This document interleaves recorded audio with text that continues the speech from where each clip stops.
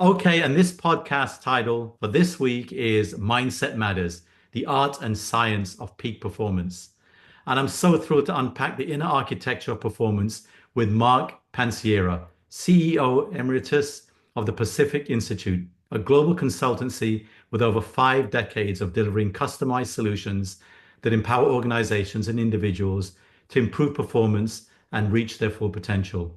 Mark is also a TED speaker, Vistage 2024 Top Performer Speaker Award, YPO speaker, and high performance mindset expert. And by the way, Mark, I had the pleasure of meeting Mark as he presented a similar topic on mindset matters at Financial Executives International, the South Florida chapter. And I was enamored. I was on the front row. Mark, I listened to every single word you said. I was so excited. And what a mind-blowing presentation you did there, right? You Thank you, captured Richard. the I heart felt the of the connection. minds. I'm honored. Thank you for being here. So, Mark, welcome to the Prepare for Growth podcast series. As CEO Emeritus of the Pacific Institute, you've spent years helping people transform from the inside out. Can you hmm share what first awakened you to the power of mindset? Surely. Well, I've embraced the mantra, all meaningful, lasting change starts first within all of us and then cascades out onto others. And as leaders, we should be stewards of the potential in others, but first we need to serve ourselves. That said, I began to serve myself in 2008. Actually, the day was tax day, April 15th, 2008. Because I brought the Pacific Institute, the company that I have led for the last 17 odd years, into my funeral home. I actually own funeral homes in Southeast Florida. And we were embarking on a grief recovery group. We were launching the program called Wings of Hope. And I wanted to bring in a notable performance psychologist, grief psychologist to speak about mindset, the power of mindset, and how to traverse the grief journey and go from brokenness to wholeness for those that have lost a loved one. So I brought the Pacific Institute into our grief recovery group, and we went through an exercise called a scotoma exercise. The word scotoma in Greek means blindness or blind spot. I see you smiling because I stepped you through the very exercise that I went through back in 2008, and basically was stumped. Again, going back to the definition of scotoma, blindness, blind spot, something that's missing in plain sight. It's right in front of you and you don't even know it's there. And for the audience, let's consider it's your glasses on top of your head and you think you've lost them and you walk by a reflection in the mirror and they've been there the whole time. Or your car keys, right? Where are my car keys? And the fob is right there in the center console and the car's running. Where are my car keys? Well, you're staring at them. But once again, scotoma moment. So I had a scotoma moment in that grief recovery group because I didn't get the right answer to the question that was being posed. And it was so clear to me that not only, and it wasn't an IQ test, it was an awareness test. Awareness is the first step in recovery. Yes. And it was an awareness test that really stopped me in my tracks. And I said to myself, oh my gosh, self, what else am I missing? Where else do I have blind spots that I'm limiting my potential? As John Maxwell calls it, the law of the lid. I believe that I have reached the pinnacle of this mountain. Well, I realized, Richard, that it was just a little molehill. You know, I had all the trappings of the molehill. I thought it was a mountain, but I said to myself, wow, what leash have I put on myself and not allowed myself to go beyond the trappings of my current profession, even though I love being a caregiver, serving those at their, at the most challenging time of their life and really changing their lives in that process. But what could I do to go from burying the dead to breathing life into leaders around the globe? And that's where I had this aha moment from chaos to order, if you will. Did it stretch my comfort zone? Certainly it did. But I joined the Pacific Institute, not turning my back on my caregiving business, the funeral homes, but once again being a caregiver outside of bereavement and moving into the boardroom. And that's what I've done over the last 17 odd years, helping people illuminate their own blind spots, uncover their own scotomas, and shift from limiting beliefs to liberating ones to drive greater personal and professional performance in their life than ever before. So Mark, you're hitting some great point. This is profound. I'm loving this, by the way, and this is going to be a great conversation, Mark. It starts with awareness. What I found, and I've had to work on as a human being as well, our awareness tends to be kind of external awareness Yes. rather than the deep inner work of self-awareness. Yes. For the audience, can you make the distinction? Because that's really where it starts. We're going to start talking about uncovering your blind spots, but the acceptance and the ability to go deep and you really work hard on self-awareness, which is tough. We tend to want to avoid that. We tend to think of external implications and, things that happen outside of us are the cause of X, Y, Z. Right. Just say a little bit more about breaking out awareness between potentially self-awareness and external awareness. Certainly, Richard, and you've hit on a treasure trove of not only cognitive concepts, but you know, personal gaps. I'm going to call it the gap between where we are and where we are today, our current reality, and where we want to be our ideal selves, if you will. But there's something in the cognitive sciences called locus of control. Yep. And oftentimes we believe that we are controlled by externalities. If the weather was only better, my life would be better.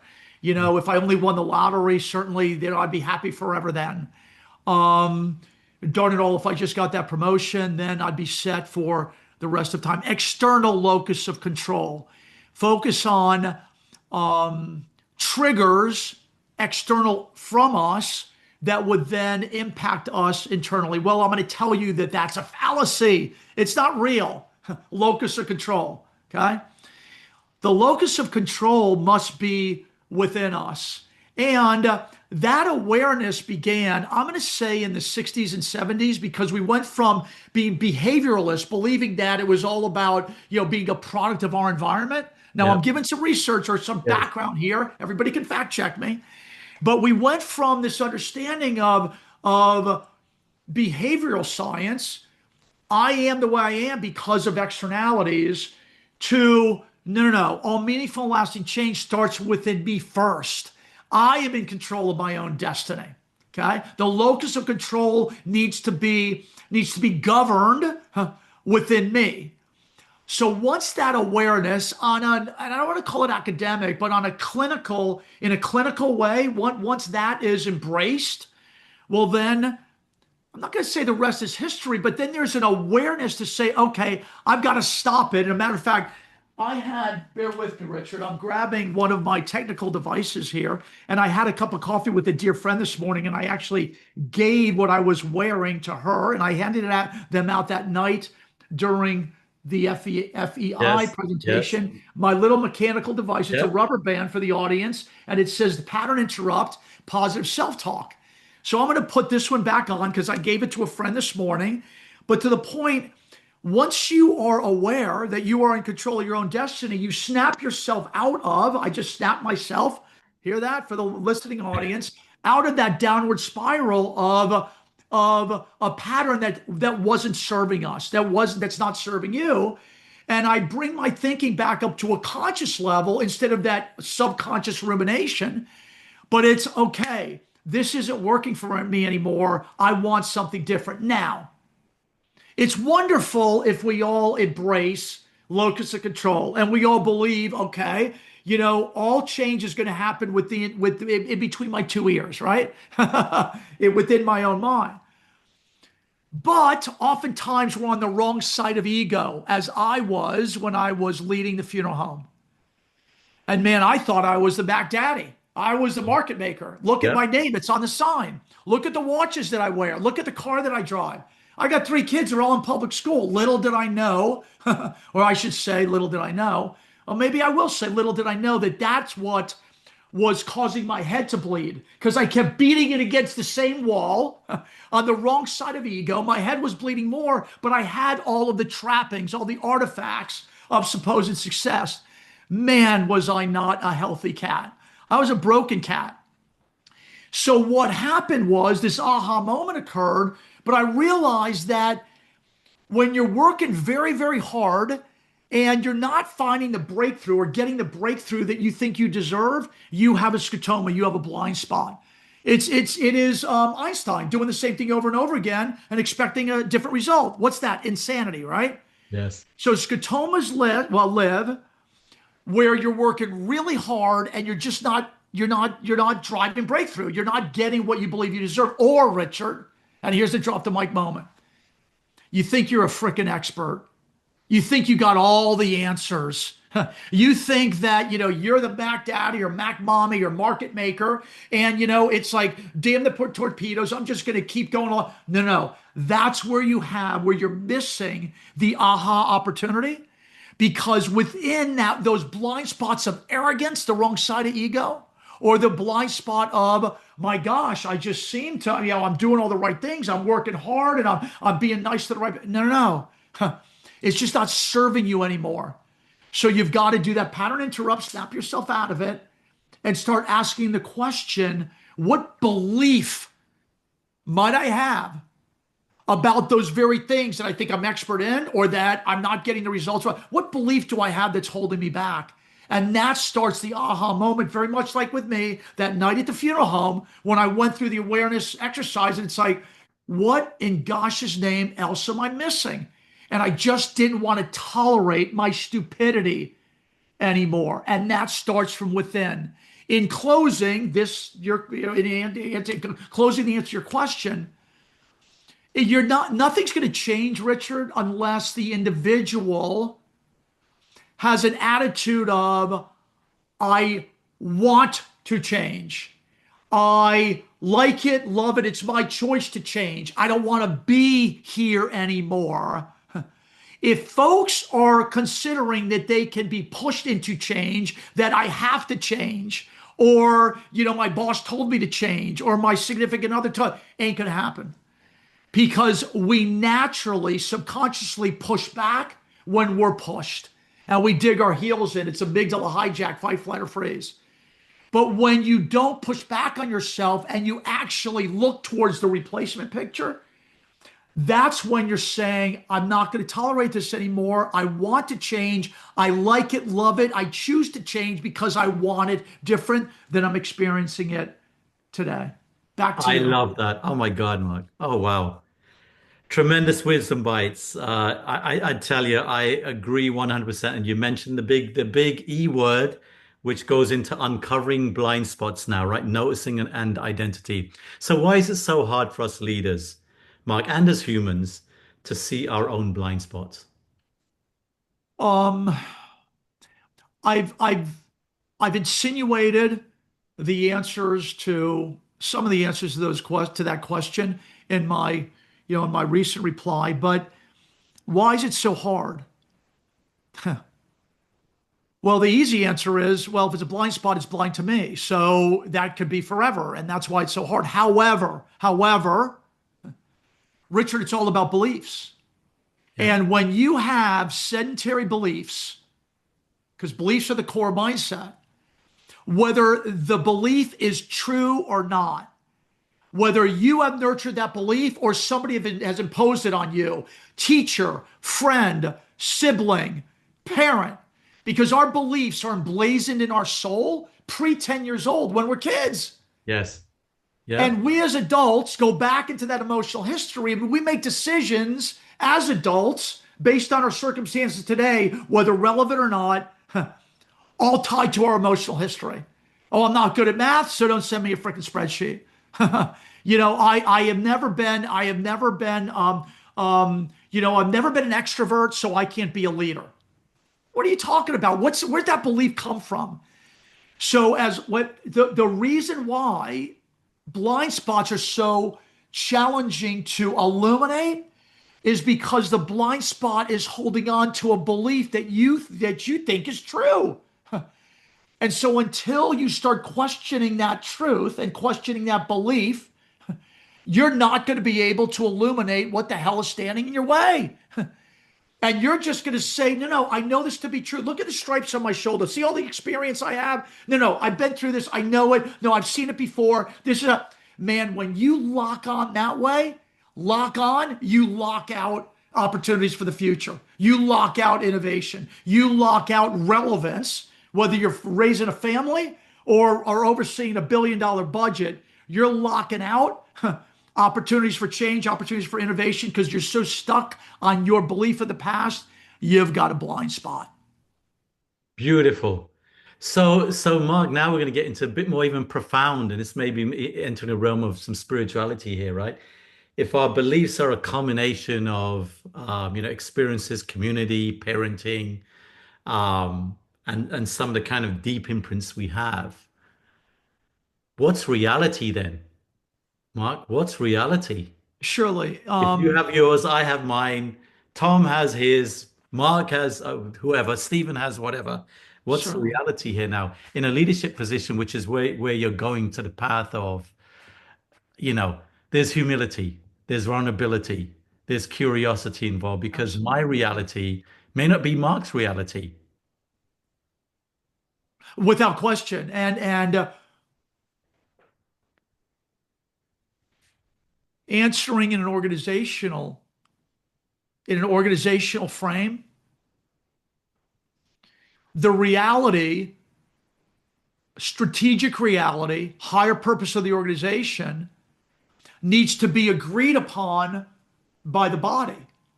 And Yes, then, and that's organizational culture, because then there is a co-authorship and a co-ownership of the collective reality. yes, Here is the goal. Is this, are we all rowing? Are we all committed to this being the answer? A number, an achievement, an award. Do we all agree that this is the target? That then is a collective reality that everyone embraces based on alignment, organizational alignment. Okay? yes. That we're Yeah, all rowing in that same direction. So we create our own reality, but as a leader, we got to make sure that there's no scotomas. We're all seeing the same thing. We got to yeah, make sure that, and it's active listening. Richard, this is what I just shared with you. Express to me what you heard from me. yes. So we got Yeah, to make sure we're aligned. So that's collective reality. Although that though, because you asked about what's reality, it's collective reality. We got to agree on it and define it, co-author it, and then co-own it to go and achieve the goal. When it comes to personal reality, I'm going to ask, and it's somewhat of a rhetorical question, but it's a little bit silly. But if you're holding on to a reality, I would then look back and say, "How's that working out for you? Is it serving you?" And if it ain't working for you, well, that reality might suck, right? yeah, It's just okay. And so it's how you doing with that? I go back to, is your head bleeding because you're beating against the ego wall? You're on the wrong side of the ego wall. And your reality is that you believe that you've really made it, but really, for all intents and purposes, you're part of this generational business and you think you're on third base, but you didn't hit the triple. So don't think you're so great. If you didn't have your grandfather and your father, you might not have been here, right? yeah, Or, you're not doing well and you're concerned about revenue, you're concerned about profitability. Well, have you asked anyone else for help, a fresh set of eyes, or are you trapped with, do it because I told you so? My reality is the right reality because of my experience. If I need it done right, I need to do it myself. Are you trapped in that reality? Okay, how's that reality serving you? Or that's the way we've always done it here. So that's the reality. Just keep doing it that way. Well, how's that serving you? Is it getting you the results that you're looking for? So I go back to collective reality is agreed upon. Then we go seize it organizationally. But your own reality needs to be questioned. Is it serving you? Do you think you have all the right answers? If things are fluid, then that reality might be the reality that you should embrace and continue. But how are you doing as it relates to gratitude and humbleness and in service of others and servant leadership? How are you doing with those elements? Are you serving that? If you may be crushing it, and your balance sheet may show that you're crushing it, at least materialistically. But how are you doing in service to the world? Are you embracing ad mundum valorem? That's my motto, towards a better world. Are you going to leave the place better than you found it? Or is it just about you? What's yours is what's mine is mine, and what's yours is mine. So I win, you lose. Is that your reality? That's not someone who I want to affiliate with. So in conclusion, we talked about collective reality, but your own reality, your own beliefs, you gotta ask, is this serving me? Or is it limiting my potential? And if so, I have the ability to hack my mind. I'm going to stop there because I'm going to teach you all how to hack your mind if you want to go there next. Did I answer that for you, You Richard? answered it brilliantly, Mark. That's absolutely superb because I'm an executive coach as well, Mark. And one of the common themes I see is I'm the smartest guy in the room. Not me personally. I've been guilty of that in the past for sure, and had to kind of really work on that. But many CEOs and many executive leaders, right? That's possibly one of four things. But the reality, I love the personal reality realm you just spoke about because this is truly about a greater good. And you hit on Touche. that nail. You hit on that nail. And if we all believe in that, we and the world and organizations just become better, you know? Touche. And note, I'm okay with those that might not embrace that. That doesn't mean that I want to participate in their orbit. I choose to, I build a sort of boundaries, if you will. And because what I don't want it to do is just be about balance sheets. Now I tease about this. Money's not the most important thing, but it's right up there with oxygen. You need dough to buy the groceries, right? You need dough to cover payroll. But after the material food, water, shelter, Maslow's hierarchy, we human nature is to move towards self-actualization. But what I don't want is any of the listeners saying, okay, this is a have to. You all have to be this way. No, you don't. It's your choice. It's your choice. But then others have choices whether to affiliate with you if you're not moving towards that greater good. Yeah. I always want to equivocate because I don't Yeah. want anybody thinking that, absolutely the world would be better if we all think this way, but everybody doesn't think this way. Absolutely. Absolutely. Wonderful. So, what tools or practices do you recommend, Mark, to help leaders notice and surface these unconscious patterns? Sure. Richard, I just go back to, if you believe that you're the only one that can do it right, if you believe that, okay, do it because I told you so. If you believe that this is the way we've always done, if you have those limiting beliefs, well, you've got blind spots there. Okay.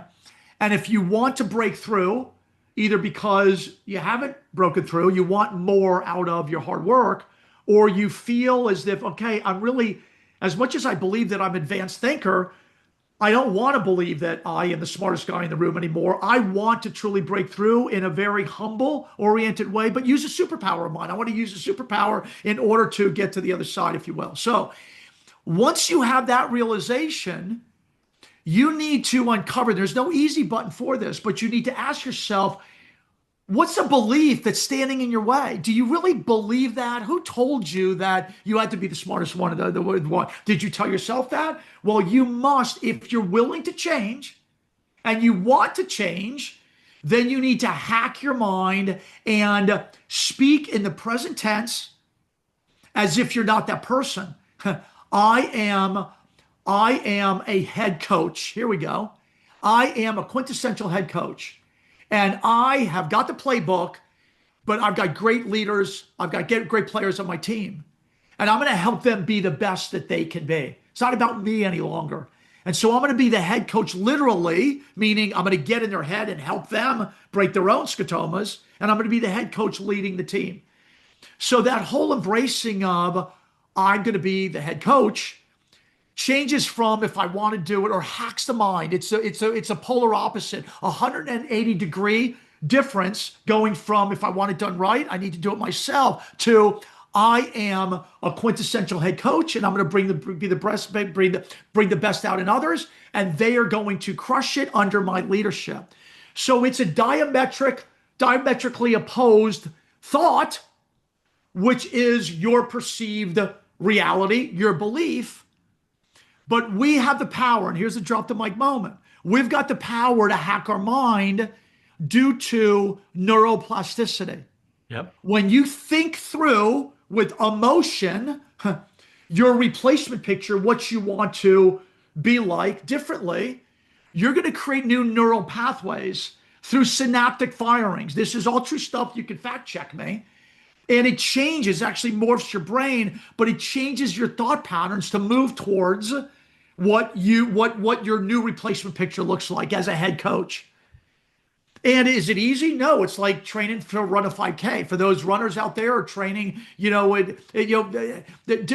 use exercise because it's an easy example. Whether you get out and walk on the treadmill, or you do a little bit of better nutrition, or you hydrate, when you're not hydrating, you can't just all of a sudden drink 64 ounces of water a day. So you got to start with 8 ounces if you don't like water. Some people regurgitate on water. They don't like the taste. So I put a little something, if people can't see it, I put a little something in my water. So I can drink 64 ounces a day because I know that hydration is going to help with my longevity because I'm living to 100. But I didn't start with 64. I started with 6, 8, 12, 16, and on. Okay. But you got to maintain consistency growing towards that replacement picture. Otherwise, you're going to shrink back to your comfort zone. Absolutely. The brain is a labor-saving device. When you go from 6 ounces of water to 8 ounces of water to 12 ounces of water, you're habitualizing the time of day you're going to drink. You're habitualizing that you're going to see your bottles all lined up there. Look at all the water I drank today. You're creating new neural pathways and a new habit. And then your brain doesn't have to think about it. It's just what I do. It's just what I do. So I'm moving towards a better hydrated state of health. Same thing goes with being a head coach as a leader. What am I doing today to bring the best out in others? Well, maybe I'm going to read a book how to do it. Maybe I'm going to go talk to Richard on doing it and hire him as my coach. I'm going to go and listen to a podcast, Richard's podcast specifically. So, but it's points, it's data points that you have to connect, because that will then hack your mind, moving from the belief that's holding you back. The monkey, think of the monkey. Get rid of that, let go of that vine. You're in midair now. So you better concentrate hard on that next vine so you don't fall to the Amazon forest floor. But focus on, okay, how do I become that best head coach? I got to drink another 16 ounces of water. I'm feeling greater than ever before because I'm hydrated. Now I actually can walk longer on the treadmill. It's where you want to go, because that's the new person you want to become, and you habitualize it. So then it goes, it gets emblazoned on your subconscious, and you don't have to think about it anymore. It's just the new person you become. Absolutely. Mark, let's go a level deeper now. So what are some of the most common limiting beliefs you see in high performing leaders? And I want to kind of add to it about some of the more primal fears. But let's start with your response to that, and let's go a little bit deeper about how you uncover that. Because as you mentioned before, typically some of these traumas in our lives start at a very early age. Yeah. And they're very primal beliefs. Am I good enough? Am I safe? Am I secure? That type of thing. So let's start with the kind of leadership level, and then we're going to go down, because it's at the human level. We all suffer from our fears, right? Am I successful? Am I safe? Am I good enough? Whatever they may be. But what are some of the most, in your leadership development work, what are some of the most limiting beliefs that you see in high performing leaders? Yeah, I'm a poser. I'm an imposter. Imposter syndrome. I don't belong here. Now that's called imposter syndrome. I just said it today. They've given a label to that, but that is, I'm going to consider it's the most prominent. Why? Because I suffered from it, and because I did. It brings light to it, and there's something in our brain called it's a network of cells called the reticular activating system. It's like when you buy a new car and it's a specific color, and you never saw them on the road, and then you have it, but you see it everywhere now, right? You've heard of that kind of scenario, that kind of phenomenon. Well, now I'm just hearing about, man, I don't deserve to be here. I'm not enough. I'm not that leader that I know I need to be. Richard, I went from burying the dead, bereaved, Hollywood, Florida, Southeast Florida, family business, third base, whole thing, grandfather, father. Do I belong here? I grew the business and it was going extraordinarily well and I had a great family, whatever. But I didn't feel like I was enough, certainly, to take this leap to work with organizational leaders around the globe. So to ask the question, what's the most prominent or the most ubiquitous limiting belief? It is, I'm not enough. I don't deserve to be here. I am an imposter. And for all of you out there, and I can send you my resources list, but Dr. Brene Brown, that many of you might have watched Yeah. her TED Talk on vulnerability, and she's a social psychologist out of University of Houston. She did a Netflix video. I get misty eyed all the time when I watch it, but she's really brought a voice to that, and that's why I wear my rubber band, because I got to stamp myself out. I am enough. I am enough. So that when that's in the undercurrent, when that's in the undercurrent in a leader's mind, your subconscious, you're going to always attempt to outperform, work harder. You're going to attempt to do more. You're going to put so much on your plate. You're going to somewhat create an enablement situation that everybody's going to look to you for the answers, and they're going to be more on you, and all decisions are going to roll up, and you're not going to, because you feel that you got to keep proving to everyone else, but really it's proving to yourself that you are enough, that you've got this ability, and you create a bottleneck. You create your own leash hold on the potential and innovative spirit of the organization. But what does it do to you as a human? Oh, it burns you out. You freaking get fatigued. You start getting ornery. You start getting nippy and chippy, and then freaking and you're full of blame, and you're being critical, and you're very condescending, and because you're getting worn out. You're fatiguing your human system, your ability to sustain the level of performance, and then your performance begins to fail as well. But it's all tied to mindset, because you don't believe you're enough. And I'm just giving one example of overperforming, or the other example of that is you end up underperforming, and it becomes so evident because you don't believe that you're enough, and it's self-sabotage. So you can either then get released, or you miss budget, and you just, what's happening? Well, going back to that quantum space, man, you're doing it to yourself.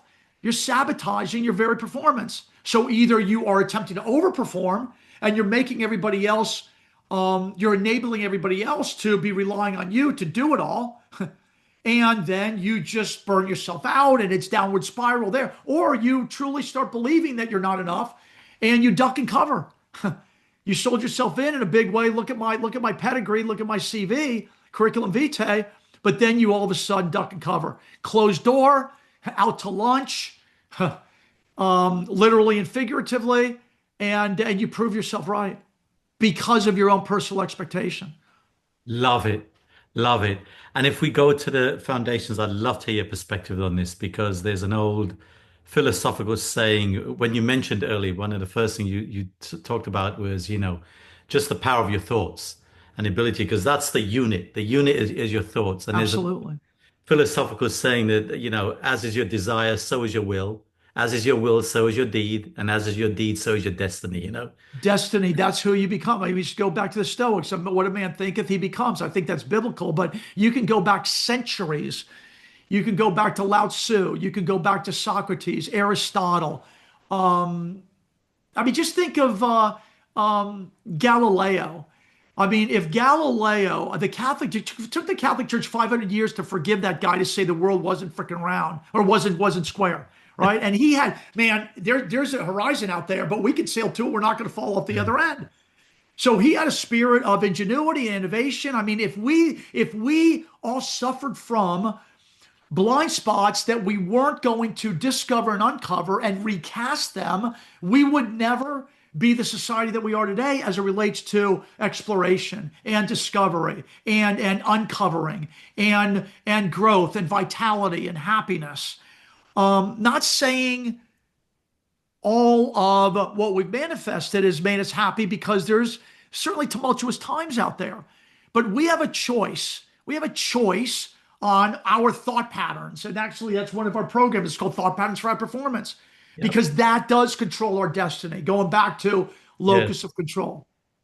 Absolutely. And if there was a continuum I could sketch out, it would be your thoughts. And this is why it's a garden.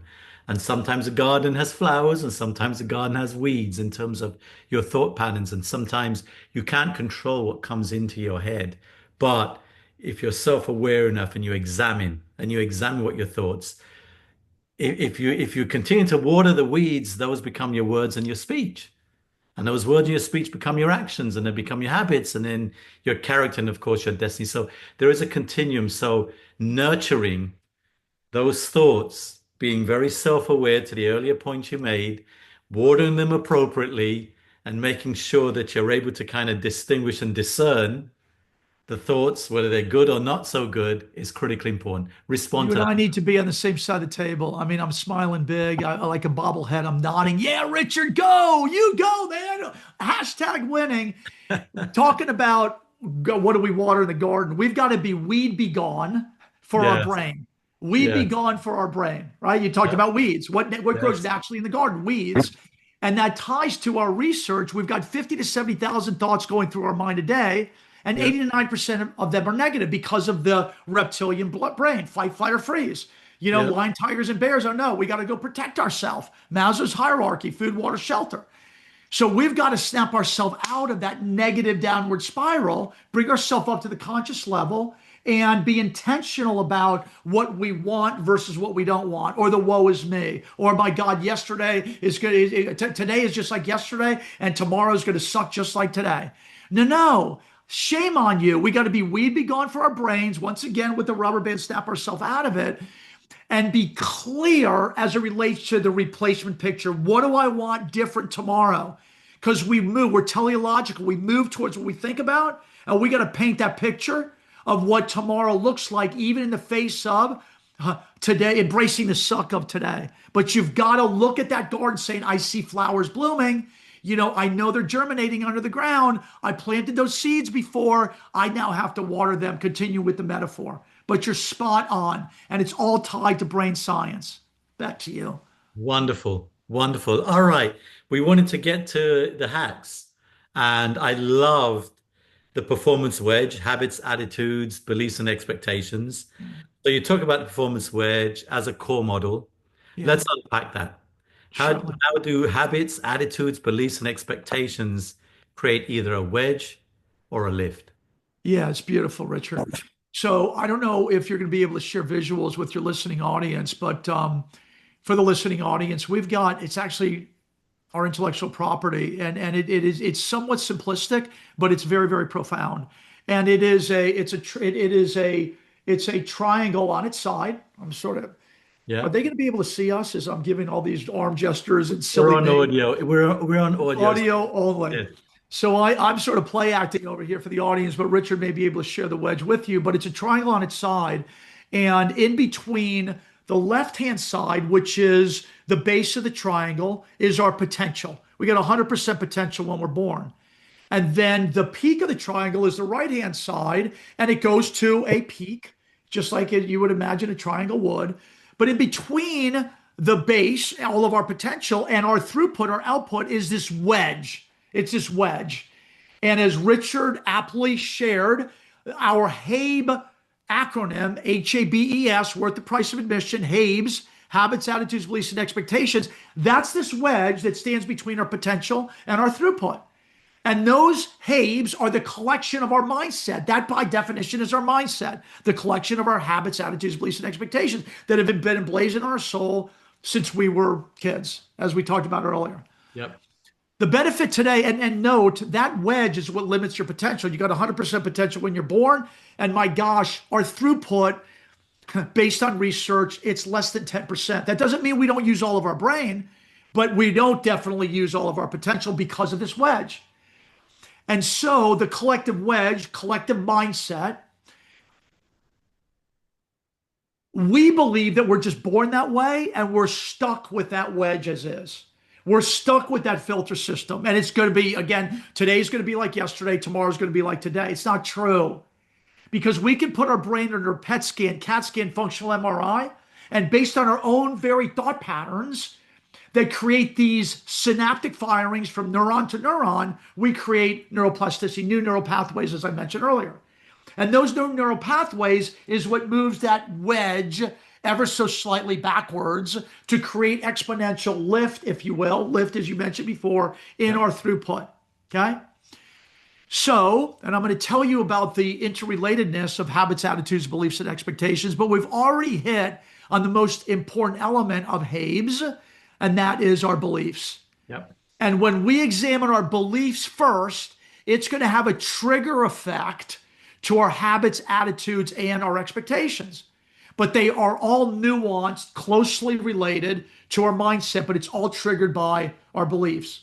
And I use, once again, going back to exercise or running a 5K, if you believe that you can run a 5K and finish it, you're gonna set up habits, habits and HABES, to exercise and prepare for that 5K. So belief that I can run it and finish it, then I'm gonna start training, and that's gonna set up a habit pattern for me to get in shape. I'm also going to have a positive attitude towards doing it. I'm not going to hate it. I'm not going to say, no, I don't want, I got a bad attitude towards this. What the hell would you even start thinking about? Why would you even consider doing it?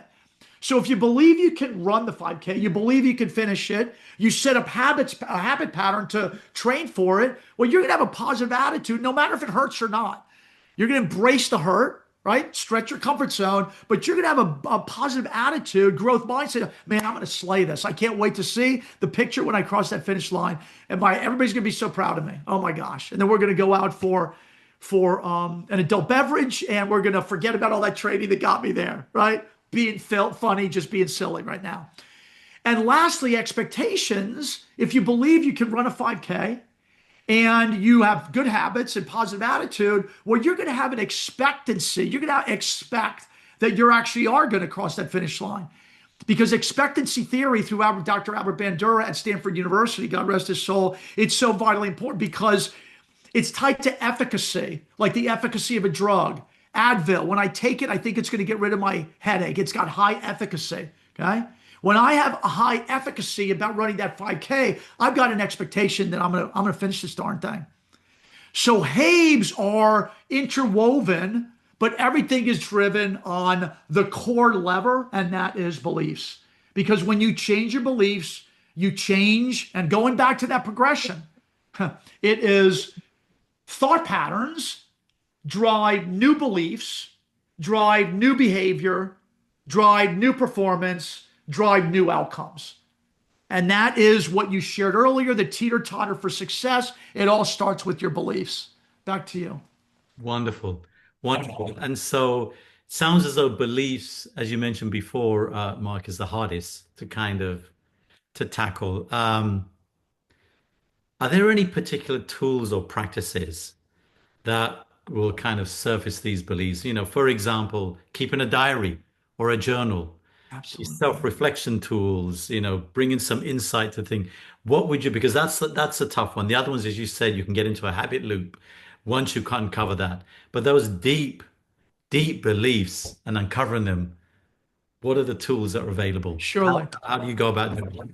Sure. So one thing I want to share is everybody says that the only thing that is a definite in life are death and taxes, right? We've heard that you can't get out of death or taxes. Well, I can tell you as a funeral director that certainly you're not going to get out of this life, this world alive. You're not going to get out of this life alive. Okay. I will tell you that you don't have to pay taxes. There's just consequences. There's consequences to your behavior, right? You go to tax jail, the government money. You got to go live on the lam over in Costa Rica. That might be nice. What the hell, right? But my point is that it's only death that is a have to. So the first element is, before you go to the tools, is, do I really want to change? Do I really want to do this? Because it's not going to be easy. There's no easy button for it. Okay. So when you say yes, because what my present circumstances are, I don't want to tolerate anymore. Or I'm really doing well. I'm doing 2x what I thought I would do. Or I want to do 10x. I want more. I want more. Because I want to do more for the world, okay? So going back to the tools, at first you got to start with, I want to change. Then going back to the tools, I've got a 4-step process that is foolproof. It's actually in my TED Talk, okay? And the acronym is 4 A's for success. It's Awareness first. I'm going to dive deeper into this. Awareness, acceptance, action, and achievement. Awareness, acceptance, action, and achievement. So on my TED Talk, darn thing is trending. I mean, 1.5 million views because people want this information. They're hungry for it. Okay. Yep. But you can get it in 9.5 minutes on my TED Talk. You can contact me because I've got the construct is somewhat of a simple one, but I've got the program, or I've got the solution. It's called Mindset Reset. I know the audience can't see this, but it's Mindset Reset for yourself, your team, your organization. But the first step is awareness, and that is how we uncover scotomas. I go back to what I said earlier. Where am I working really, really hard and I'm not creating breakthrough? Or where do I think that I'm an expert and I might be blocking out opportunity and innovative approaches for the future? That's the awareness moment. That is, all right, here is where I want to change, because here is where I've got limiting beliefs. Okay? Awareness, aha moment. Awareness is the first step in recovery. Acceptance is, what do I want to accept when this is fixed? What do I want it to look like fixed? What is the replacement picture? Going back to Galileo, what does the horizon look like? Okay, what does it look like when I arrive? Okay, because that's the teleological draw that we have as humans, because we got to paint the picture in our mind. We think in 3D. Words, we talk to ourselves, all of us do. We're all good. Okay, Richard is saying, yeah, absolutely. Words, which create pictures in our minds, and the pictures with the strongest emotions create the biggest neural changes, and we move towards those more intense, the most intense pictures. So we got to put a picture in our mind that we're accepting as our new reality. Okay, awareness, acceptance, then action. Action we use, here's the Chinese philosopher Lao Tzu. The journey of 1,000 miles starts with the first step. You got to do something, man. In baseball analogy, in order to steal second base, you got to take a step off of first and lean. You can't, you're just not going to meander down there. Take a step and get after it. You're going to dig after second base. Man, I see it. I'm going to get there. My point is, we use a SMART goal setting construct. So we went through this. We did it lightly at FEI just because time was limited. But what you want to do is go back to that acceptance. What did you want to look like fixed? And what are you going to do specifically to make it happen? How are you going to measure the change, what you're doing? Is it attainable, or do you need budget that you're not going to get? Or is it attainable because you really want to do it? Well, or is it just, okay, well, I was told to lose weight, or I was told to, stop eating so much sugar because of my diet. No, I don't want to do it. Well, then just stop it, because it's not attainable, because you don't want to do it. Okay. Is it relevant? R in SMART, S-M-A-R-T, is it relevant? Well, yeah, it's relevant because it's going to help my health. It's relevant because it's going to bring to the bottom line of the company. It's relevant because we're going to drive top line revenue. Whatever the relevancy is, yes or no. If it's not relevant, don't do it. But what is its relevancy? And time bound. By when are you going to go do it? By when are you going to get after it? And don't plan a year from now. Use Adam McCraven's commencement speech at University of Texas. Make your bed. What the hell does it look like when your bed is made? I'm going to be able to celebrate that success, because if you can't do the little things right, you're never going to be able to get the big ones right. Okay. So SMART is the action step. Got to take action. And then the last A is achievement. Celebrate your success. The brain loves endings and new beginnings, even as small as they might be. For example, making your bed. I celebrate the fact that, man, I made my bed. I was in control of making my bed, and it looks damn good. That gives your brain a dopamine hit. We've got Walgreens, we got CVS Pharmacy in our brain. It gives our brain a dopamine hit, which is all part of goal setting theory. We've got a proximal short-term goal that we can celebrate to springboard us into longer, more complex goals. But you got to celebrate. And at times it's just a matter of celebrating with a smile. I did it because when you smile, the cheeks go up, the brain says, okay, the big guy's happy, give him a little shot of adrenaline. Give her a little shot of norepinephrine. Okay, we're going to get on a runner's high here because we just made the bed. And we're happy. We're happy. And it dials back the cortisol, stress hormone. Okay, so the answer is, are there tools? Yes. My tool, our tool, Mindset Reset, as I shared, awareness, acceptance, action, achievement. It's a clear, decisive, specific process. And you can do it for yourself. You could do it with a coach. You could do it with others. And I actually have a signature with a date on the bottom of each one of these tools. So people sign it, you sign it, and you date it. So you watch your progress very much like a balance sheet, and you become a part of your own accountability system. You got to hold yourself accountable to get her done. Get her done. There you go, Richard. Love it. I love it. I love it. All right. This has been fantastic, Mark. We're going to hit a quick round. Um, what would you change, Mark, in any area, aspect in business or life?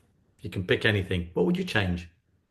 That I got on the right side of ego sooner than I did in life. Wow. Yeah, I was, it's toxic, never did anything, pathological. But when you're on the wrong side of ego, when you think it's about you, when you're really embracing your headlines, shame on you, because then it's not about others. And as a caregiver, as I am, I live a life in service to others now through these extraordinary mental technology tools, and in turn, it gives me those dopamine hits, and gives me the purpose and reason to continue on. Get on the right side of ego more swiftly in life. However, if I only knew then what I know now. And so the experience makes the gut smarter. So what did I do? I just broke the cycle for my kids. They used to complain. I used to bring them through our programming when they were, Dad, leave me alone. I want to be with my friends. I want to sleep in on Saturday. Oh my God, again, you're doing the same thing again. Oh my God. Now they're teaching me in reverse. So they are mindset devotees, but I absolutely inoculated them. It was a stylist, like on I inoculated them. I gave her a booster shot of mindset early on, so they didn't suffer from my same pathology, as I had to learn how to overcome it on my own. What a beautiful thing. What a beautiful gift to your kids. That's beautiful. And the past 30 or 40 years, just the techniques and the tools and the awareness around Yeah. self-improvement and mental health has just been a tremendous transformation. And so the tools are available. At our stage in our lives, we've had to go through it, somewhat the hard way. Uh, Yeah. but what a lovely gift to your kids. God bless you, Mark. That's wonderful. Thank you. And God bless you. I feel blessed by our connection today, Richard. Absolutely. What are you grateful for in any areas of life? Life or Well, this, I mean, I would just simply state this, but bend the knees, break chains. And I just, based on my past, I've had to break the cycle, sins of your father's generational sin. yeah, But I'm not getting pathological about that. There's nothing bad going on. It's just a way of life that I didn't want to generationally continue. And so what am I grateful for? Well, I got a bride that we've been married, I don't know, since a bunch of years, 20 plus years. Second marriage. I am so blessed by this love relationship. But on top of that, my former wife, the wife of my children, there's a trust bond relationship between my former wife, the mother of my kids, and my wife. And I just see it manifesting. So that means that I'm not as big of an AH, if anybody knows, I'm not as big of a jerk as I once was. If that's happening, oh my gosh. On top of that, I got 3 kids that are off my payroll. yeah. One is a physician, one's a CPA, and the other owns a marketing company. And then I got my little 4-legged fur babies, my little 4-legged rescue dog. I mean, life is good, and the mortgage is paid, Richard. I am grateful for what I just shared. What I told you, this little family of 6 with 7 with my little pooch. That's what I'm grateful for, on top of being grateful for you. I love the passion. Wow, beautifully said. All right. If our listeners could walk away with just one mindset shift to explore today, what would you offer them? All meaningful and lasting change starts from within all of you. It's undeniable. You can't do it any other way, but it starts with that first step, that awareness moment. And ask yourself, what's not working for you, or where do you think that you're masterful and you've got all the answers? Start there. But the takeaway is all meaningful, lasting change starts within all of us. And we've got the superpower within us, but it's our job to find it and use it. Beautifully said. What legacy do you hope that your work at the Pacific Institute will leave on the world of leadership and human potential? Right. I mentioned my motto earlier on, and I hope I don't kill the Latin, but it is ad mundum meliorum. And that is, it translated into English is towards a better world, towards a better world. And so all that I do, I am focused, committed to, and passionate about it all being towards a better world. And you said it earlier, whether it's helping one person or helping a myriad of individuals through organizational implementation, I just want it towards a better world. That's my motto. Beautifully said. Wow. Wow. I have a quick saying here from Plato, and I'd like you to respond to it. It's be kind, for everyone you meet is fighting a difficult battle. It's so true. Remember, I come from death care, and I've I've I've I've tended to folks at the worst time in their life, Yep. the loss of a loved one, and it begins. It's the end, but it's the beginning of the healing journey. And so through that, I'm realizing that we're all healing in some regard. We are all broken at some level, and the commitment is to move from brokenness to wholeness, put brokenness to wellness. And so that is, what's the question again? I'm so lost. And what was the question? Please, I want to bring it You need to home. respond to the Plato saying, which is be kind, for everyone you meet is You fighting a don't, battle. absolutely. And it is factual. That is absolutely true. And it's all at different degrees and it's all in the individual's mind. However, brokenness to wholeness, it can happen in seconds or it can happen over a lifetime. It's our choice, but without question, we all must embrace this. How do we grow through what we're going through? Because we all are going through something. Yes. Beautifully said. Mark, we could go on for hours. This is, I mean, you are a kindred spirit. I felt that, even though Truly, we're on Zoom and we're on truly. the other side of cameras. But this has been tremendous. And the wisdom bites, the profound wisdom bites. Oh my God, talk about elevating humanity in your own special way, Mark. Thank you. Thank you for all the I'm work you do blessed. to the Pacific Institute and your personal journey, your courage and vulnerability in this conversation has been outstanding. So thank you. I'm blessed by our conversation today, Richard. Thank you. This has been superb. All the best to you. God bless you, and you take care of yourself now, Mark. Thank you, sir. Bye All the bye. best.